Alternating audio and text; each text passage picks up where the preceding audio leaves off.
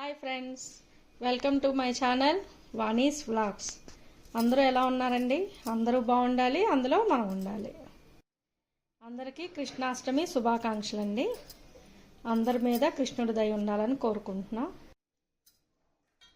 ఇవాళ శ్రీకృష్ణ జన్మాష్టమి కదండి, అందుకని కృష్ణుడికి ఇష్టమైన అటుకులతో నైవేద్యం చేస్తున్నాను. ఇది అటుకులతో మనం చక్కెర పొంగల్లా చేయొచ్చు.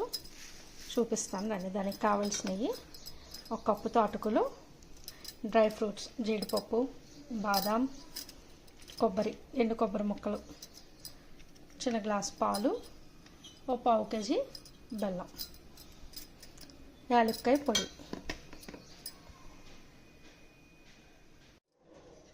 అలాగే నైవేద్యం చేసుకోవడానికి నైవేద్యం గిన్నెకి పసుపు రాసి బొట్టు పెట్టుకున్నాను. ఇప్పుడు ఇది ఎలా చేయాలనేది ప్రాసెస్. ఫస్ట్ ఒక గిన్నెతో అటుకులు తీసుకున్నాం కదా, ఈ గ్లాస్ పాలతో ఫస్ట్ అటుకుల్ని తడిపి పెట్టుకోవాలి.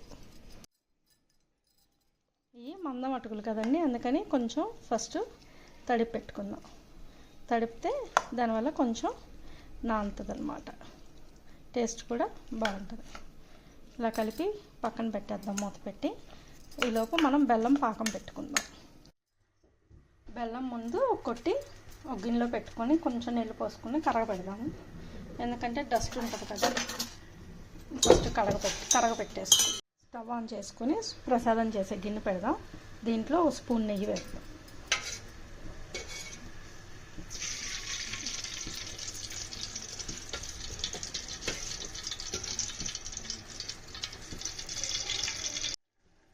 నెయ్యి వేడెక్కిందండి.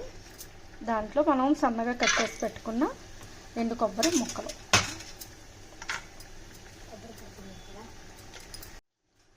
అలాగే వీటితో పాటు బాదం ముక్కలు కూడా వేసుకుందాం.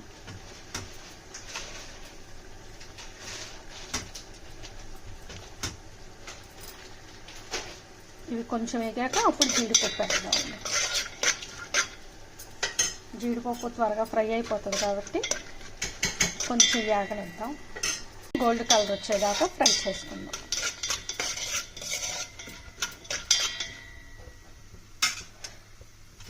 తర్వాత జీడిపప్పు వేసుకుందాం.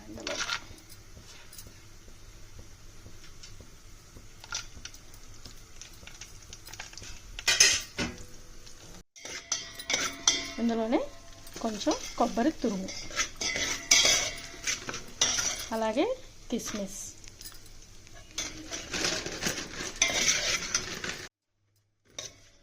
ఇవన్నీ వేసుకొని బాగా ఫ్రై చేసుకుందాం. చాలా ఈజీ అండి, తొందరగా అయిపోతుంది. ఇది ప్రసాదం కూడా కన్నయ్యకి కూడా చాలా ఇష్టం. అటుకులు చక్కెర పొంగల్.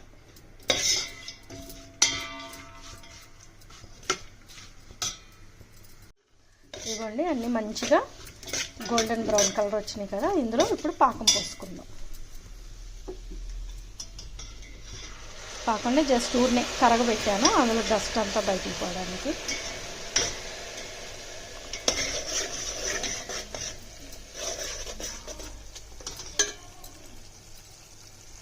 ఇందులో పాకం పోసేసుకొని మనం ఇప్పుడు కలిపి పెట్టుకున్న అటుకులు ఉన్నాయి కదా, అవి కూడా వేసేసుకుందాం.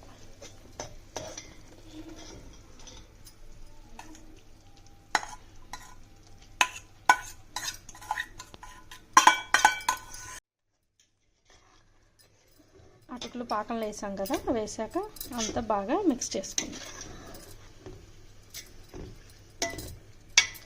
మిక్స్ చేసి ఒక 5 నిమిషాలు ఈ పాకంలో ఉడకనిస్తే అయిపోతుందండి. ఇప్పుడు యాలక్కాయ పొడి కూడా చల్లుకుందాం.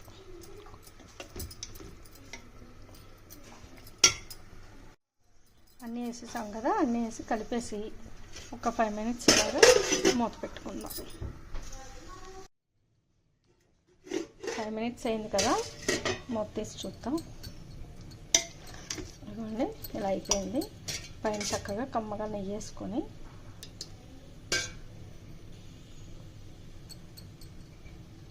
ఒక్కసారి కలిపేసి స్టవ్ ఆఫ్ చేసేయచ్చు.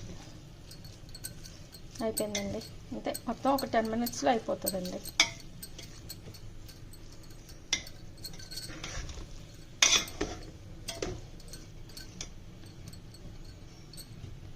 ఇదిగోండి మన కన్నయ్యకి ఇష్టమైన అటుకులతో చక్కెర పొంగల్ ప్రసాదం తయారు చేశాను ఇవాళ. మీరు కూడా ట్రై చేసి టేస్ట్ చేసి నాకు కామెంట్ చేయండి. నా వీడియో నచ్చితే లైక్ చేసి షేర్ చేయండి. నా ఛానల్ సబ్స్క్రైబ్ చేయండి. Thank you friends.